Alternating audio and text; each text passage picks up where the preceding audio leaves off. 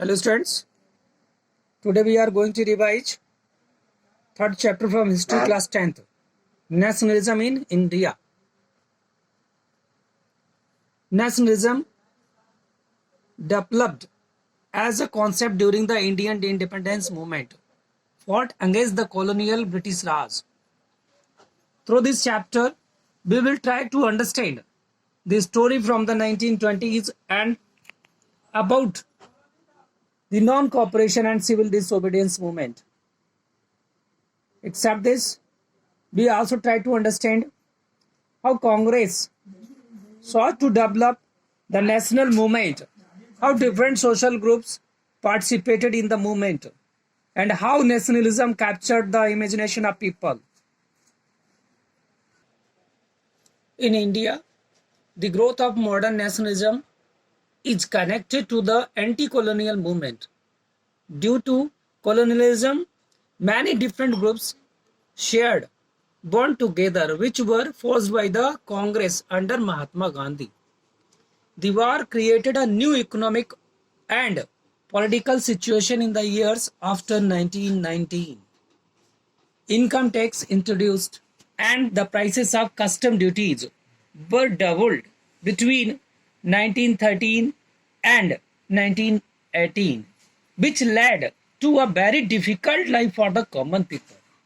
In 1918, 19 crops failed in India, resulted in shortage of food, accompanied by an influenza epidemic.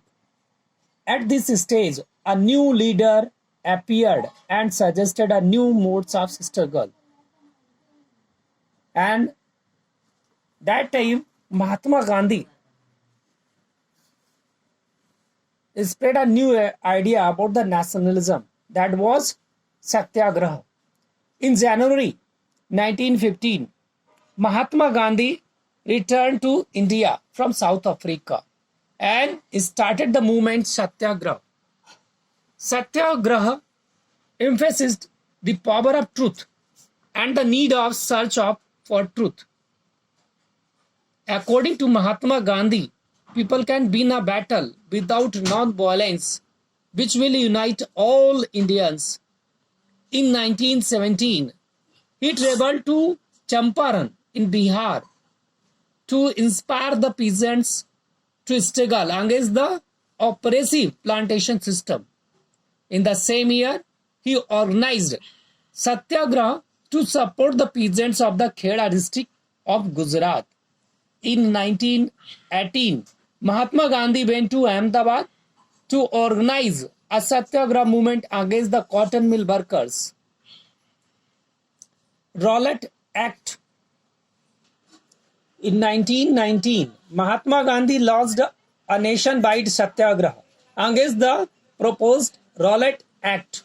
The act gives the government enormous powers to repress political activities and allowed detention of political prisoners without trial for 2 years. The British government decided to clamp down on nationalists by witnessing the outrage of the people. On April 10th, police in Amritsar fired on a peaceful procession, which provoked widespread attacks on banks, post offices, and railway stations. Martial law was imposed, and General Dyer took command.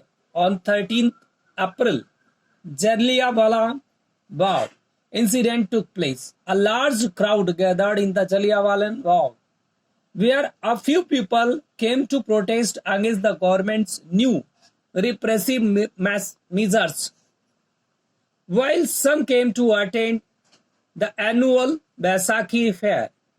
General Dyer blocked all the exit points and opened fire on the crowd, killing hundreds. After the Jallianwala Bagh massacre, people became furious and went to strikes, clashes with police, and attacks on government buildings. Mahatma Gandhi had to call off the movement as it was turning into a violent war. Mahatma Gandhi then took up the Khilafat issues by bringing Hindus and Muslims together.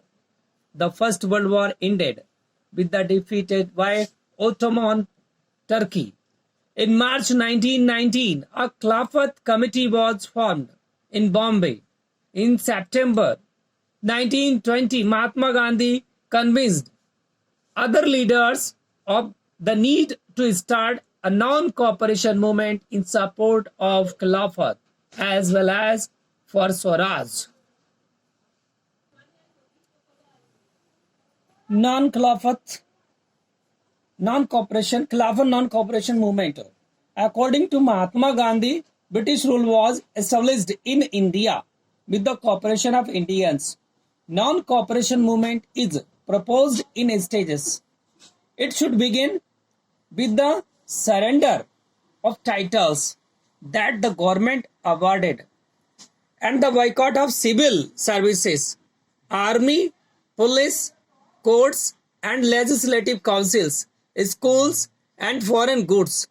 After much hurdles and campaigning between the supporters and opponents of the movement, finally in December 1920, the non-cooperation movement was adopted. Differing stands within the movement. In January 1921, the non-cooperation Khilafat movement began. In this movement, various social groups participated, but the term meant different things to different people. The movement in the towns, middle class started the movement and thousands of students, teachers, headmasters left government controlled schools and colleges. Lawyers gave up their legal practices. In the economic front, the effect of non-cooperation were more dramatic. The production of Indian textile mills and handlooms went up. When people started boycotting foreign goods, but this movement slowed down due to a variety of reasons, such as khadi cloths are expensive, less Indian institutions for students and teachers to choose from. So they went back to government schools and lawyers joined back government's code. Rebellion in countryside. The non-cooperation movement is spread to the countryside where peasants and tribal were developing in different parts of the India. The peasants movement started against the talukdars and landlords who demanded high rents and a variety of other cases. It demanded reduction of revenue, abolition of Vega, and social boycott of oppressive landlords. Jawaharlal Nehru in June 1920 started going around the villages in Awadh to understand their grievances. In October, he along with few others set up the Oudh Kisan Sabha, and within a month 300 branches have been set up. In 1921, the peasants movement was spread and the houses of talukdars and merchants were attacked. Bazaars were looted and grain boards were taken over. In the early 1920s, a militant guerrilla movement started spreading in the Godam hills of Andhra Pradesh. The government started closing down forest areas, due to which their livelihood was affected. Finally, the hill people revolted, which was led by Alluri Sitaram Raju, who claimed that he had a variety of special powers. Swaraj in the plantation. For plantation workers in Assam, freedom means right to move freely in and out and retaining a link with the village from which they had come. Under the Inland Immigration Act of 1859, plantation workers were not permitted to leave the tea garden without permission. After they heard of the non-cooperation movement, thousands of workers left the plantation and headed home. But unfortunately, they never reached their destination and were caught by the police and virtually beaten up. Towards civil disobedience movement. In February 1922, the non-cooperation movement was withdrawn because Mahatma Gandhi felt that it was turning violent. Some of the leaders wanted to participate in elections to the provincial councils. Swaraj Party was formed by the C.R. Das and Motilal Nehru. In the late 1920s, Indian politics again shaped because of two factors. The first effect was the worldwide economic depression, and the second effect was the falling agricultural prices. The Statutory Commission was set up to look into the functioning of the constitutional system in India and suggest changes. In 1928, Simon Commission arrived in India and it was greeted by the slogan, "Go back, Simon." In December 1929, under the presidency of Jawaharlal Nehru, the Lahore Congress formalized the demand of Purna Swaraj or full independence for India. It was declared that 26 January 1930 would be celebrated as Independence Day. The Salt March and Civil Disobedience Movement. On 31st January 1930, Mahatma Gandhi sent a letter to Viceroy Irwin stating 11 demands. Among the demands, the most stirring of all was demand to abolish the salt tax, which is consumed by the rich and the poor.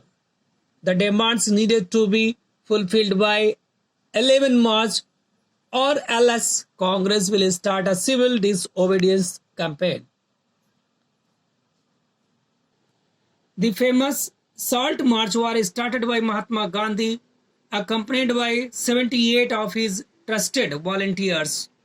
The march was over 240 miles from Gandhi's ashram in Sabarmati to Gujarati coastal town of Dandi.